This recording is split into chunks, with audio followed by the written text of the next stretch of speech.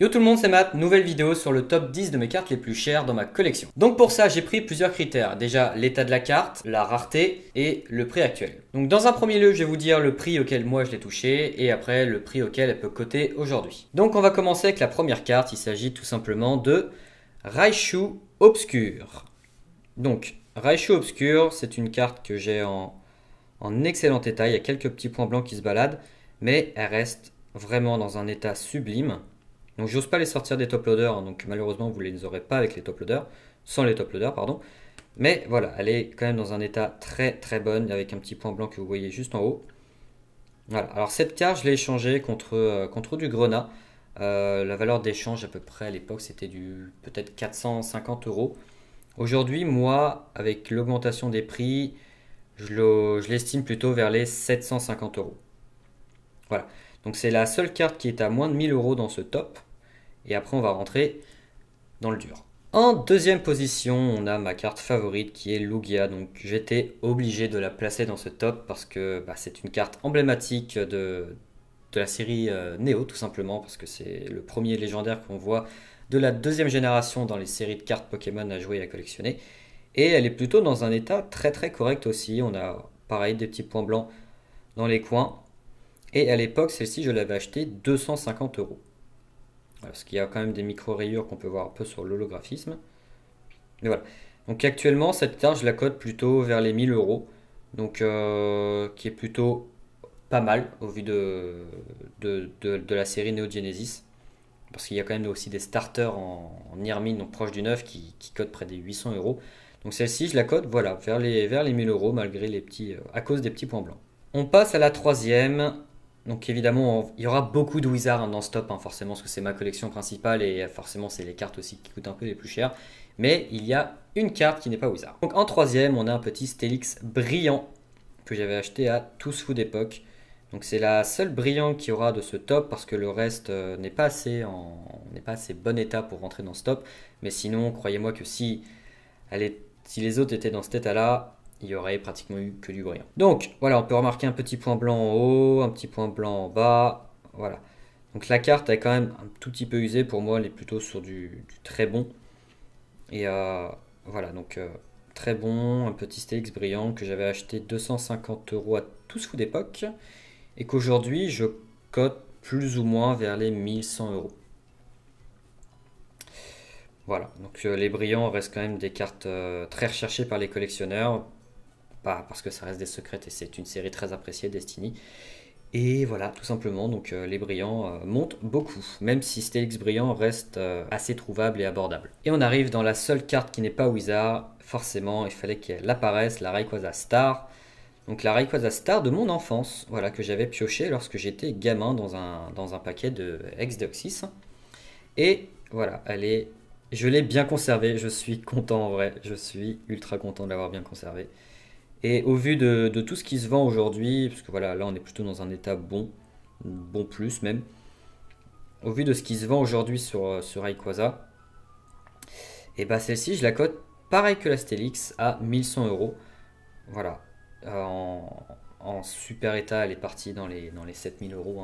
Je pense que la plupart du public qui me suit est au courant de cette vente, qu'il y a eu aussi chez PCA, qui est eu par un autre gros collectionneur de Rayquaza Star. Voilà.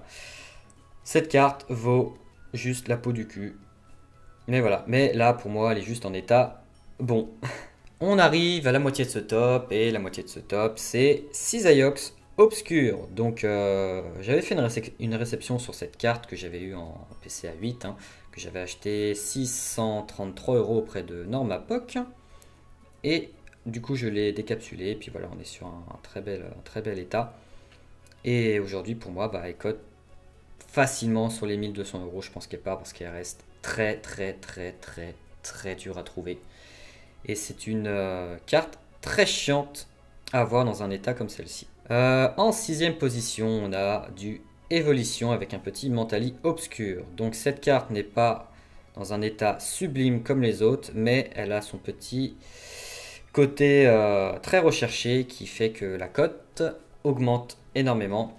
Donc en plutôt très très très très bon état. Il y en a une qui est partie dans les 1500 ou 1600 euros. Celle-ci, moi je l'estime plutôt à 1200. Voilà, il y a des petits points blancs qui traînent là, regardez ici. Un petit... Après voilà, c'est très zoomé sur la caméra, mais voilà, on a des petites bordures blanches quand même. Voilà, pour moi je l'estime à 1200 euros en édition 1, parce que voilà, vous savez tous, hein, si vous suivez cette chaîne, que le Wizard Neo en édition 1, c'est quelque chose d'extrêmement dur à terminer, surtout dans des états nickel. Donc là on n'est pas dans un état nickel, hein, évidemment, mais on est dans un état plutôt correct. Donc voilà, 1200 euros, je l'avais acheté 250 euros à l'époque. Donc il faut voir que il y a eu quand même une très très grosse évolution, hein, sur Pokémon. De toute façon, vous êtes au courant avec toutes les vidéos qui pullulent sur YouTube sur l'investissement Pokémon. Voilà. Voilà, 1200 euros.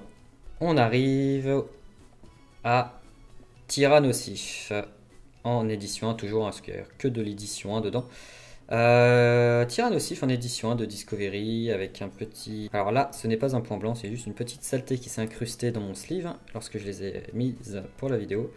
Donc le seul bémol, ça va être juste la petite ligne de trait blanc en dessous.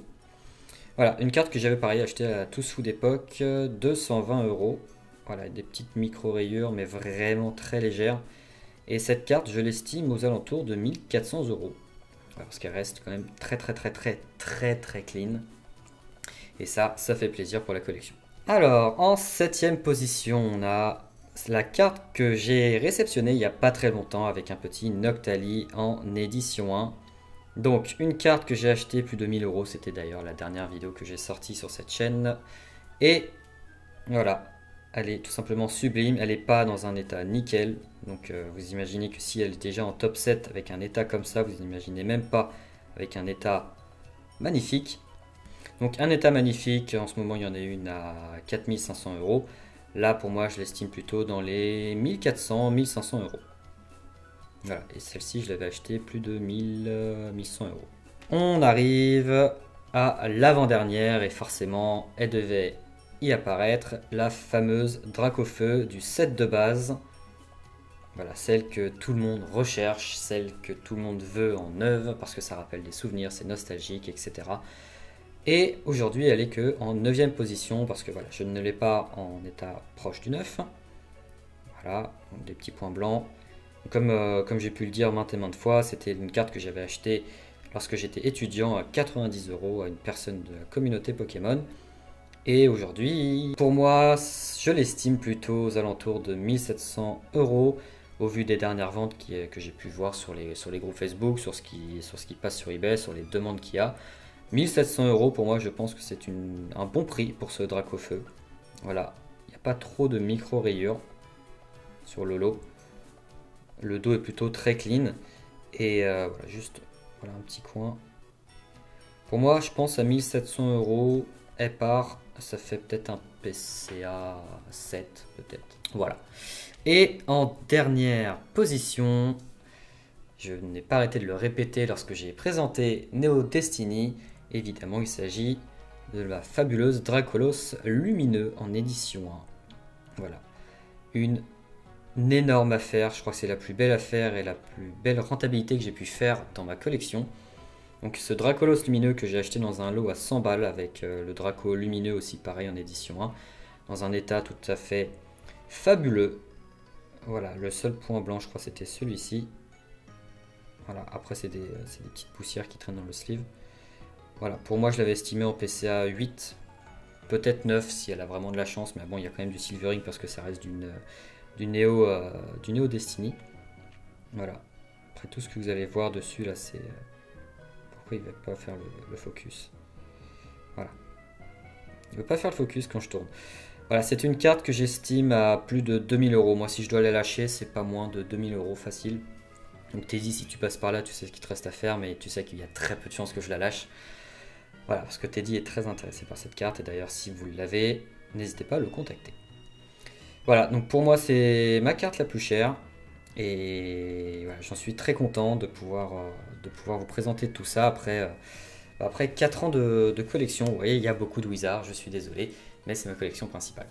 Je tiens aussi à rappeler que, évidemment, avec des sommes comme ça, Quand tout est regroupé forcément dans un même classeur, je suis protégé. Forcément, les cartes ne sont plus chez moi, forcément, comme beaucoup de gros collectionneurs le font part dans des lives ou dans des posts. Aujourd'hui, les gros collectionneurs n'ont plus les items chez eux parce que, au vu de la croissance de Pokémon et de la montée des prix, il faut faire attention parce que ça reste aussi un investissement et que si un jour on a un problème, ça fait toujours des fonds en plus pour sortir de la galère, tout simplement. Donc aujourd'hui, là, je les ai ramenés pour la vidéo, mais ça repart au coffre dès demain. Voilà. J'espère que cette vidéo vous aura plu, moi ça m'a fait plaisir de la tourner, de vous expliquer un peu certaines choses sur les cartes. C'est marrant aussi de voir l'évolution qu'il y a eu entre l'achat que j'ai eu et aujourd'hui, le prix d'aujourd'hui. Évidemment les cotes ne vont pas rester telles quelles parce que Pokémon augmente continuellement et que suivant quand vous regardez la vidéo, forcément, les prix ne seront plus pareils.